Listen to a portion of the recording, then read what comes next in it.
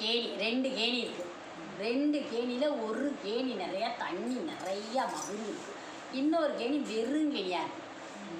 அப்போ அந்த வெறுங்கேணி சொல்லுது, என்னடா வந்து நம்ம மட்டுமே அதுவும் பிறந்துச்சு, ஆனால் அது மட்டும் இவ்வளோ சந்தோஷமாக இருக்குது, நம்மளுக்கு அந்த சந்தோஷம் எதுவுமே இல்லை என்று ரொம்ப வருத்தப்பட்டுருக்கு. அப்போ அம்மா இதுக்கு என்னம்மா அர்த்தம் அப்படின்றப்ப அம்மா அர்த்தம் என்ன சொல்கிறாங்கன்னா, காசு பணம் இருக்கிற இடத்துலதே மக்கள் போய் செய்கிறாங்க. சொந்தக்காரவளாக இருந்தாலும் சரி, பழகுறவளாக இருந்தாலும் சரி, யாராக இருந்தாலும் சரி, அவள்கிட்ட காசு பணம் இருக்கிறவங்கள்ட்ட போய் சேர்ந்துக்கிறாங்க. ஆமாம், வெறுங்கேணியில் காசு பணம் இல்லாதவள்கிட்ட போய் என்ன பண்ண போகிறோம் அப்படின்னு சொல்லிட்டு அவள் இது பண்ணுறாங்க. அப்போ கடவுளுடைய படைப்பில் வந்து எல்லாரையும் கடவுள் படைக்கிறேன்,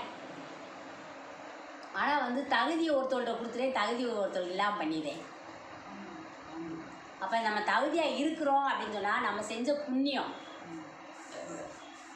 நம்ம போன பிறையில் போன ஜென்மத்தில் செஞ்ச புண்ணியம் இன்றைக்கி நம்ம வந்து எல்லோரும் மதிக்கிற மாதிரி நம்மளுக்கு வந்து வசதி வாய்ப்போடு நம்ம வாழ்ந்துட்டுருக்கோம்.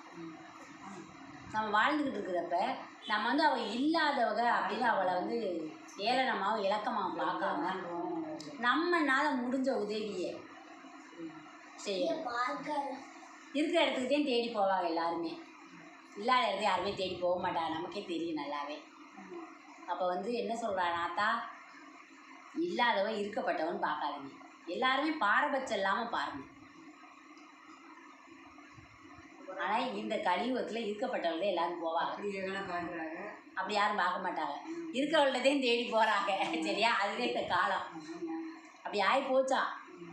இருக்கவே இல்லாதவங்க அப்படின்றத வந்து தனியாகவே பிரிச்சுட்டோம்.